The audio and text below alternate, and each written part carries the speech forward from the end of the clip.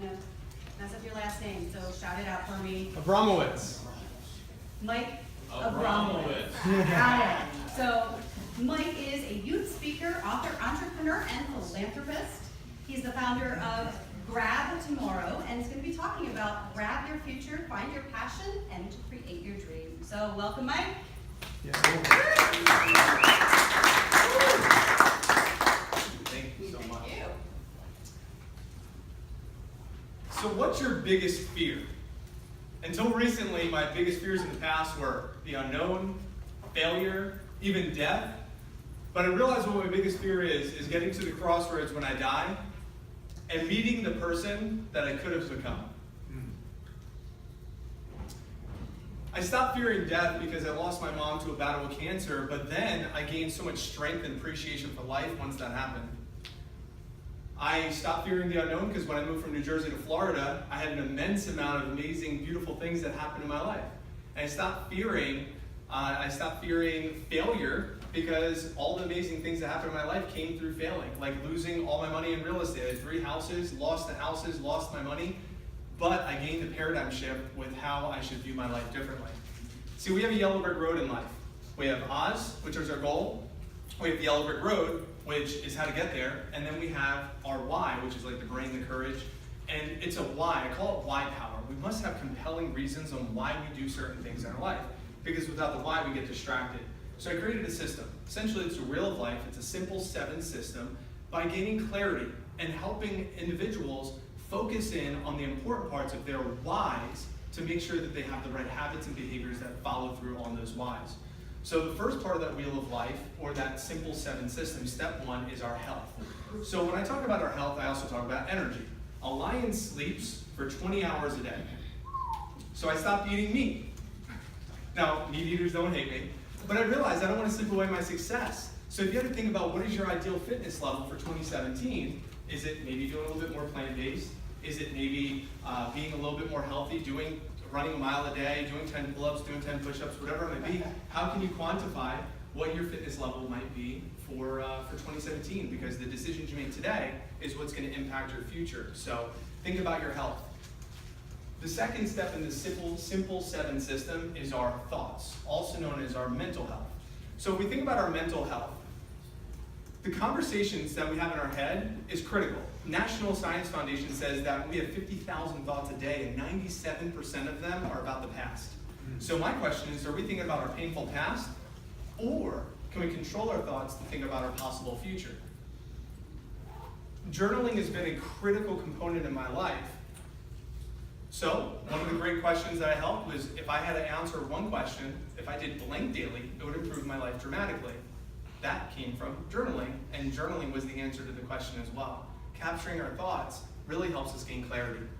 Step 3 of the simple 7 system is our relationships. Gentlemen in the room, you ever have a conversation with a lady, and then she gets mad at you for not listening? What?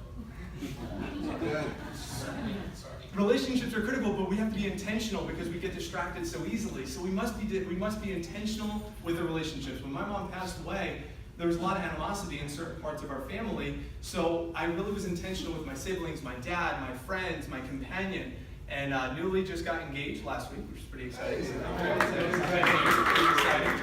And it's all about relationships. We must be intentional with those relationships. Simple 7 step number 4 is going to be our time.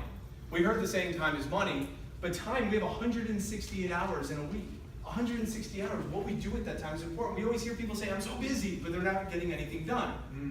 So it's not how busy we are, it's what are we getting accomplished. So one of the focus, I know when I first wrote my first book, I was like, I don't have enough time. But I sat down every day and I said, what are the 3 things I could do daily to get this book accomplished? And now I have 3 books, all bestsellers, and 2 of which hit #1 bestseller. Why? Because I was intentional with my time. Step number 5 of the simple 7 system is going to be our money. Now, someone once asked me, why should you have all the money? What are you going to do with your money? I said, well, my first response is I deserve it. Screw you. Second response is because with more money, I could be a better force for good. The more people I can impact, the more people I can influence with more money. So I ask you, how much money do you want to keep during this year for yourself? But also, who are you willing to help in the process of pursuing that money? And also, who are you going to become in the process of pursuing the money? Because it's never about the money. It's always about who we become in the process of pursuing the money. You can take away everyone, Tony Robbins' money, Jack Canfield, you can take away all their money, and they'll come back, because it's who they became in the process of making that money.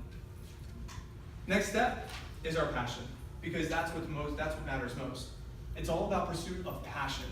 What you're doing when nobody's watching or pursuing that money is what matters the most. John Shedd, he said, a ship in a harbor is safe, but that's not what a ship is built for. You gotta unlock your passions in life. Who do you surround yourself with? I intentionally came to events like this. I met Chris and JV at G.R.A.B. I met these individuals, these great people, and I said, you know what? I want what they have. So I started modeling my life about after what people had, what I wanted. So who has what you want? And lastly is a legacy. Legacy is critical.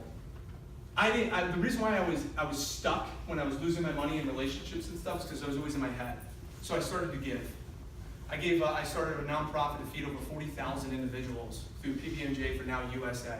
I spoke over 300 hours to over 20,000 students in the public school system in my area. I created a book series called Real Stories, Real People. I helped 22 aspiring authors become bestsellers. Why? Because I got off of me and I got onto we.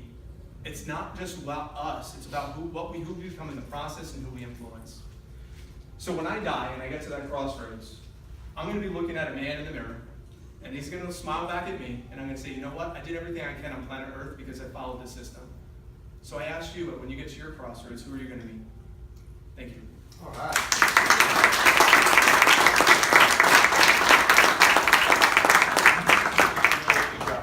Thank you very much, Mike and Charlie.